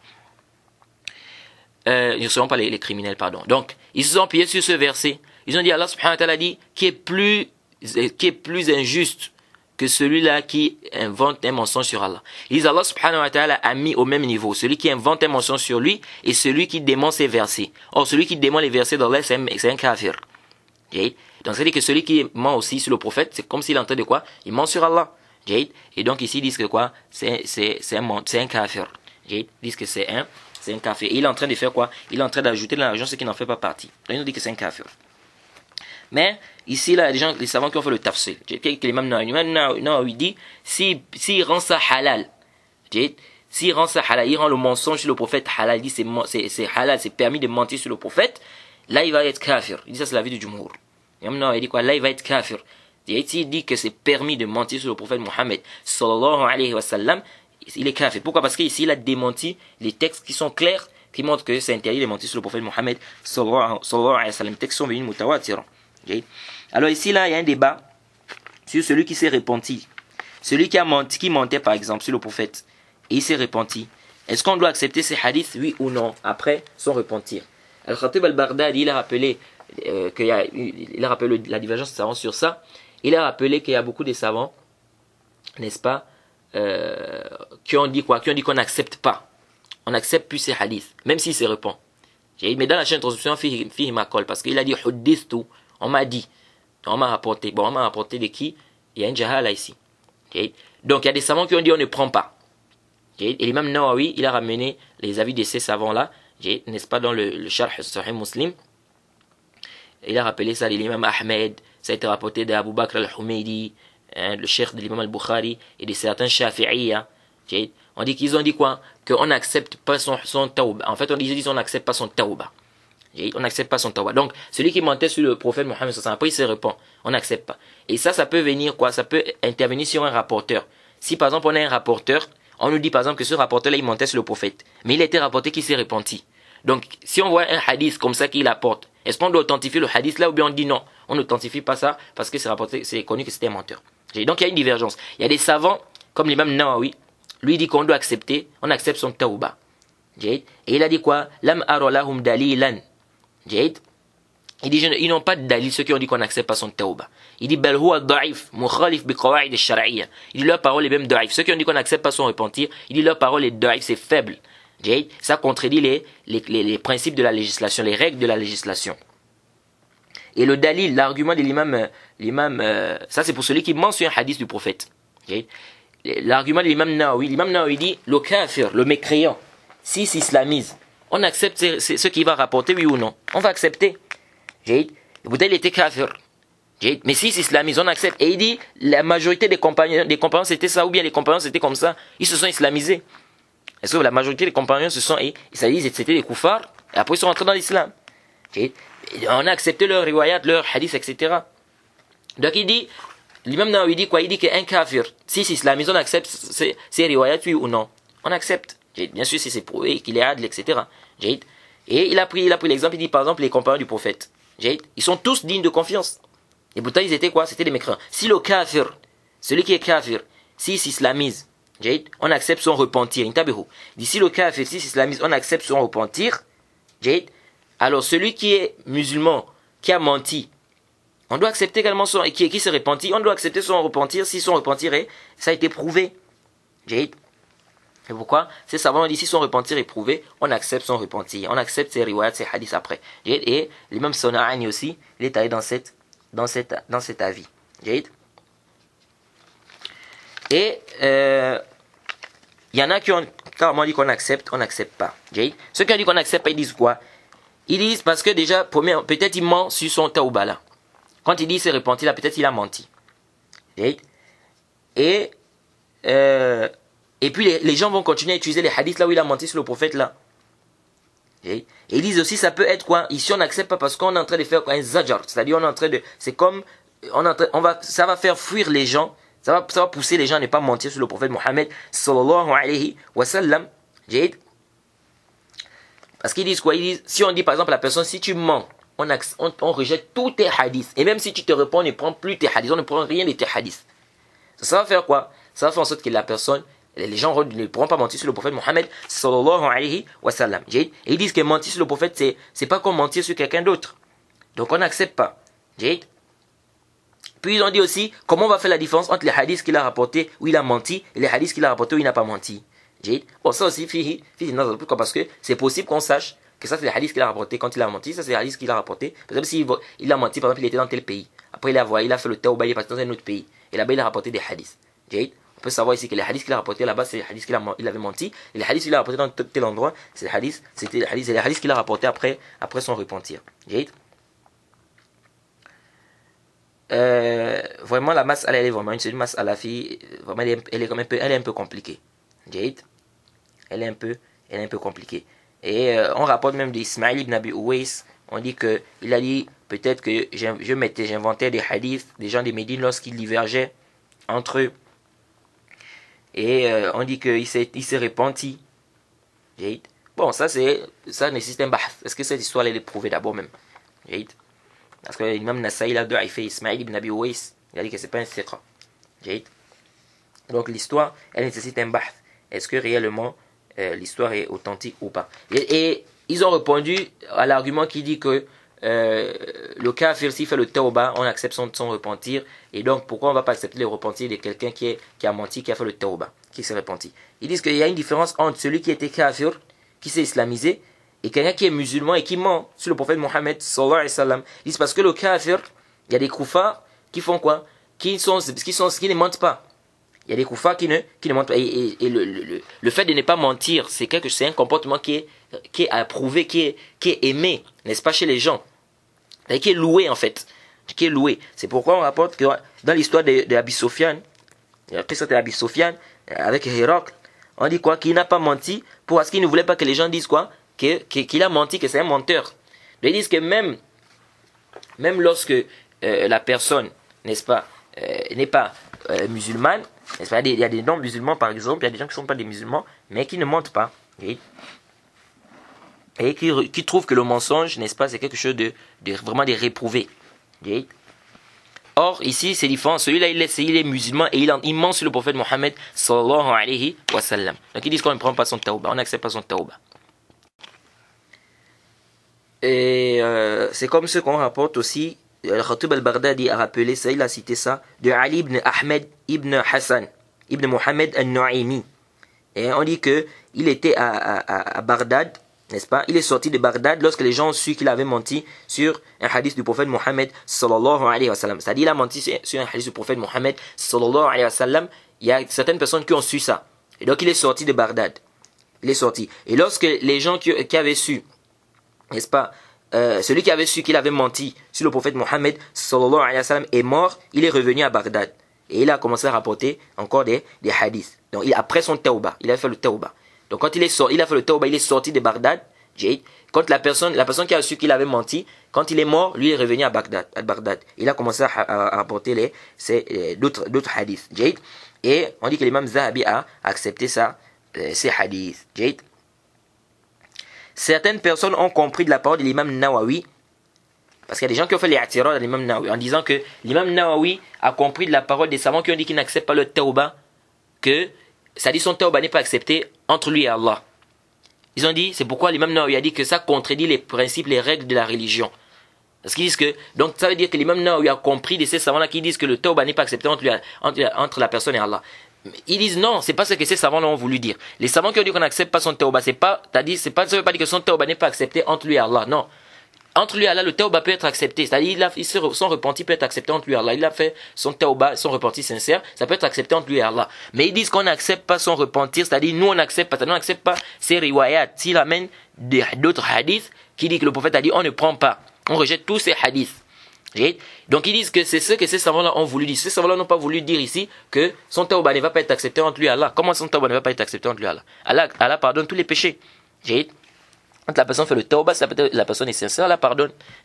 Donc comment ces savants-là vont dire que son tawbah n'est pas accepté entre lui et Allah? Donc ils ont dit quoi? Que l'imam Nawawi a mal compris la parole de ces savants. Mais ça c'est pas sahih. Ça, c'est pas juste. L'imam Nawawi n'a pas mal compris la parole de ces savants. L'imam Nawawi sait très bien que ces savants-là ils ne veulent pas par là que son tawbah n'est pas accepté entre lui et Allah. Quand ils disent que le tawbah, on n'accepte pas son tawbah, ça ne veut pas dire que le tawbah de ce rapporteur-là n'est pas accepté entre lui et Allah. Allah peut accepter son tawbah. Mais ces savants-là veulent par là qu'on ne prend, nous on n'accepte pas ça. Donc il ne va pas prendre ça, son tawbah-là, pour faire quoi? Pour récupérer ses hadiths, ou bien pour dire qu'on prend maintenant de ces hadiths. Et quand il a dit ça, parce que le fait de dire que l'imam Nawawi a dit ça, leur avis contredit les principes ou bien les règles de la législation. Est-ce que parce qu'il a dit ça contre les règles de la législation, ça veut dire qu'il a compris de là que le tawbah n'est pas accepté entre le rapporteur et Allah, c'est-à-dire entre lui et Allah? Non. L'imam Nawawi a dit que ça contredit les règles, les principes de la législation. Pourquoi? Parce que si son tawbah est accepté entre lui et Allah, ça veut dire quoi? Ça veut dire qu'il n'est plus un menteur. C'est plus un menteur, ça veut dire qu'il devient adl. S'il fait le tawbah sincère, n'est-ce pas? Il se conforme, et que c'est accepté auprès d'Allah, ça veut dire quoi? Ça veut dire ici quoi? Qu'il est devenu adl. Et donc s'il est devenu adl, pourquoi on ne va pas prendre ses hadiths? Pourquoi on ne va pas prendre ses hadiths? Donc refuser de prendre ses hadiths alors qu'il a fait un tawbah sincère, n'est-ce pas? Si son tawbah est accepté entre lui et Allah, qu'il a fait un tawbah sincère, refuser de prendre ses hadiths, ça contredit les principes de la législation, ça contredit les règles de la législation. Donc c'est pourquoi l'imam Nawawi a dit ça. Ce n'est pas pour dire que ces savants-là voyaient quoi? Que le tawbah n'est pas accepté entre lui et le rapporteur. Donc la mas'ala c'est vraiment un débat. Et vraiment, j'ai pas vraiment un avis clair sur cette question, parce que les arguments de tout un chacun sont, ça pèse. Hein? Chaque savant a ses arguments. Donc ça nécessite plus de bahth par rapport à la question. Wallahu ta'ala a'lam, elle est le plus savant. Il dit wattafaqu ala tahrim riwayat al-mawdu' illa makrunan bi bayanihi li qawlihi sallallahu alayhi wa sallam man hadatha anni bi hadithin yura annahu kadhibun fa huwa ahad al-kadhibain. Akhrajahu Muslim. Il dit, se sont tous mis d'accord qu'on ne doit pas citer des hadiths inventés sans dire que c'est inventé. Donc tu ne dois pas citer des hadiths, n'est-ce pas, inventés, des hadiths forgés, fabriqués. Tu cites ça sans détailler que ce sont des hadiths fabriqués, forgés, c'est des faux hadiths. Il dit parce que le prophète a dit, celui qui va rapporter un hadith de moi et il doute, n'est-ce pas, hein, il pense que c'est un mensonge, il fait partie des deux menteurs. Il pense que c'est un mensonge, il fait partie des deux, il fait partie des menteurs. C'est-à-dire il fait partie de l'un des menteurs en fait. il fait partie de l'un des menteurs. Il dit وقسم الثاني من أقسام المردود وهو ما يكون بسبب تهمة الراوي بالكذب وهو المتروك. Il dit la deuxième cause qui empiète sur le rapporteur, bien qui fait partie des critiques, c'est ce qui est mardoud. Il dit ce qui est mardoud, c'est quoi? Ce qui est rejeté, c'est ce qui est dû, n'est-ce pas, à l'accusation du rapporteur. C'est-à-dire, on accuse le rapporteur d'être un menteur. Il dit c'est le matrouk. C'est le matrouk. Et quand vous voyez, quand on voit un matrouk dans la chaîne de transmission, le hadith est très faible. Donc celui qu'on accuse de mensonge, il dit quoi? C'est le matrouk. L'imam Zahabi, parfois, il utilise le mot matrouk pour parler de celui qui fait trop d'erreurs. Certains disent le matrouk et le mardoud, c'est deux choses, c'est la même chose. On peut dire mardoud, on peut dire matrouk. Mais le Zohar, c'est qu'il y a une différence. Certains ont dit la différence c'est quoi? C'est que le mardoud, c'est celui qu'on fait, c'est-à-dire celui qu'on a critiqué dans sa religion, dans son adala, dans son intégrité. Ou le matrouk, c'est celui qui qui ment volontairement. Pardon, c'est celui qui est tombé dans le mensonge, mais pas volontairement. Mais de manière apparente, le mardoud, de manière apparente, le mardoud, on utilise ça, n'est-ce pas, sur le hadith, et non sur le rapporteur. C'est plus utilisé sur le hadith et non sur le rapporteur. Donc le Hafiz ibn Hajar continue, dit والثالث المنكر على رأي من لا يشترط في المنكر قيد المخالفة. Il dit troisièmement le munkar, donc le hadith, lui celui qui est réprouvé. Le munkar, c'est celui qui contredit, c'est un da'if qui contredit des siqat. Un da'if qui contredit des siqat. Mais il y a d'autres qui ne conditionnent pas ça. Qui ne conditionnent pas qu'il y ait quoi? Qu'il y ait une contradiction. C'est pourquoi le Hafiz ibn Rajab, il dit que les anciens savants n'ont pas vraiment, c'est-à-dire qu'une définition absolue. C'est-à-dire que c'est la même définition partout. Parfois vous allez voir, ils disent munkar pour un hadith même qui est rapporté par un rapporteur seulement qui est da'if. Il n'a contredit personne, mais le seul qui a rapporté ça par exemple. Ou parfois même, le professeur a beaucoup d'étoulab. Et le rapporteur s'isole avec un hadith. Un des rapporteurs, un des étudiants s'isole avec un hadith. Il est par exemple Sodouk. Il va dire par exemple ici, ils vont dire par exemple munkar ici. Même s'il n'y a pas directement une contradiction. C'est pourquoi il dit ici que ceux qui n'ont pas mis comme condition quoi, le munkar ici, pour ceux qui n'ont pas mis comme condition le mukhalafa, c'est-à-dire la contradiction. Il dit ensuite وَكَذَا الرَّابِعُ وَالْخَامِسِ فَمَنْ فَحُشَ غَلَطُهُ. Il dit c'est comme ça le quatrième, le cinquième, c'est-à-dire celui فَمَنْ فَحُشَ غَلَطُهُ أَوْ كَثُرَ غَفْلَتُهُ. Il dit أَوْ ظَهَرَ فِسْقُهُ فَحَدِيثُهُ مُنْكَرٌ. Il dit celui qui fait trop d'erreurs, ou qui est trop distrait souvent, ou ça a été prouvé qu'il est pervers. Il dit son hadith est munkar. Par exemple, il vient avec des maqlubat, le qalbi, l'inverse, les textes, etc. Tellement il fait trop d'erreurs. C'est pas lui là, parfois on dit que c'est munkar al-hadith. Et le mot munkar, on dit que l'imam al-Bukhari, quand il dit munkar, il veut pas, sur le rapporteur, munkar al-hadith, il veut pas là une grande faiblesse.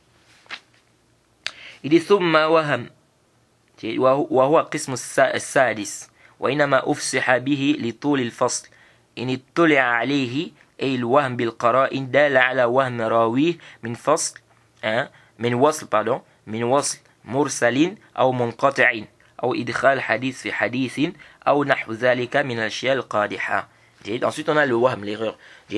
Et tout ça s'empiète sur le rapporteur. Il dit, mais si on découvre par des indices que le rapporteur s'est trompé, par exemple un rapporteur qui est digne de confiance, si on découvre qu'il s'est trompé, ici on dit quoi? Ici on va faire quoi? On va dire qu'il a fait le wahm. Parce qu'on a découvert qu'il s'est trompé. Si on découvre ça par des indices, comme quoi? Il dit comme le fait que le rapporteur, par exemple, va rattacher la chaîne de transmission qui est mursal, ou il va rattacher une chaîne de transmission qui est munqati', où il y a une coupure, ou bien il va faire entrer un hadith dans un autre hadith, ou il dit ce qui est semblable à cela, n'est-ce pas, qui empiète sur le rapporteur. Il dit وتحصل معرفة ذلك بكثرة التتبع وجمع الطرق وهذا هو المعلل. جيد. وهذا هو المعلل وهو من أغمض أنواع علوم الحديث وأدقها. Il dit comment on va savoir tout ça là, qu'ici il s'est trompé, il a rendu, il a rattaché une chaîne de transmission qui est mursal ou bien munqati', ou bien il a fait rentrer un hadith dans un autre hadith, des choses comme ça. Comment on va savoir? Il dit ceci, c'est par quoi? C'est par des recherches, جيد. En faisant plusieurs recherches, en faisant plusieurs recherches. Et en regroupant les chaînes de transmission. Il dit فهذا هو المعلل. Donc c'est le hadith qui est, là on parle de mu'allal, il dit وهو من أغمض أنواع علوم الحديث وأدقها. Il dit ça fait partie des sciences les plus complexes dans la science du hadith et des plus subtiles dans la science du hadith. C'est-à-dire la science des ilal. La science des ilal. Parce que c'est pas tout le monde qui peut détecter qu'il y a une erreur ici. Le rapporteur l'a fait entrer un hadith dans un autre hadith. Il a rattaché une chaîne de transmission qui était en fait coupée. Tout ça, c'est pas tout le monde qui peut détecter ça. C'est pourquoi il dit que ça fait partie des sciences les plus complexes, n'est-ce pas, dans la science du hadith et des plus subtiles également. Il dit ولا يقوم به إلا من رزقه الله تعالى فهما ثاقبا وحفظا واسعا ومعرفة تامة بمراتب الرواة وملكة قوية بالأسانيد والمتون.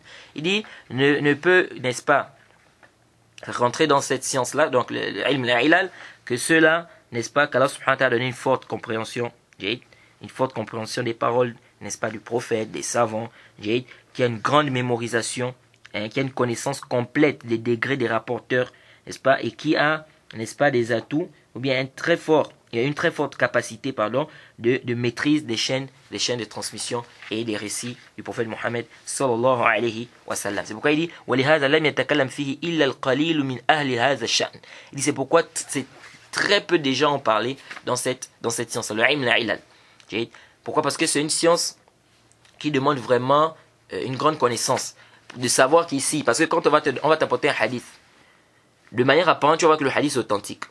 Mais l'autre vient te dire non, le hadith ça n'est pas authentique. Pourquoi c'est pas authentique? C'est vrai que les chaînes de transmission, quand on regarde de manière apparente, on voit que c'est rattaché. Mais il te dit non. Il te dit qu'il y a un rapporteur à l'intérieur, le hadith qui rapporte de tel là.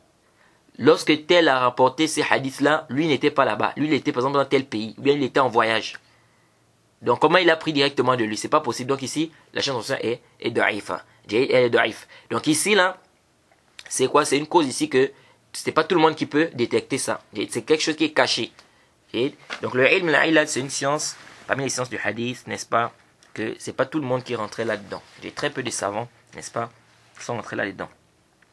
Car Ali ibn Amidi, très peu de savants sont rentrés dans cette science-là, c'est-à-dire on, n'est-ce pas, connaissait cette science-là très bien. Il dit comme Ali ibn al-Medini, qui est le professeur de l'imam al-Bukhari, ou Ahmed ibn Hanbal, n'est-ce pas, imam Ahmed, ou al-Bukhari, l'imam Bukhari, ou Yaqub ibn Shayba, وأبو حاتم يعقوب بن شيبة أبو حاتم وأبو زرعة والدارقطني on dit que c'est l'imam al-Ilal, au point où on dit que l'imam al-Daraqutni, son livre de Ilal, il a écrit ça par sa tête.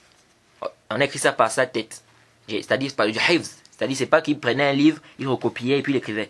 Vous allez voir que dans le Ilal, on apporte à l'imam Daraqutni une chaîne de transmission. Il dit cette chaîne de transmission est rapportée dans telle voie. C'est rapporté par tel qui rapporte de tel qui rapporte de tel. C'est venu dans une autre chaîne de transmission de tel qui rapporte de tel qui rapporte de tel. C'est encore dans une autre chaîne de transmission de tel qui rapporte de tel qui rapporte de tel. Et là-bas, dans l'autre chaîne de transmission, il y a une coupure parce que tel a dit à tel qu'il a entendu, tel a dit qu'il n'a pas entendu, c'est-à-dire tel a dit dans une telle version qu'il n'a pas entendu de tel. Donc il y a une coupure.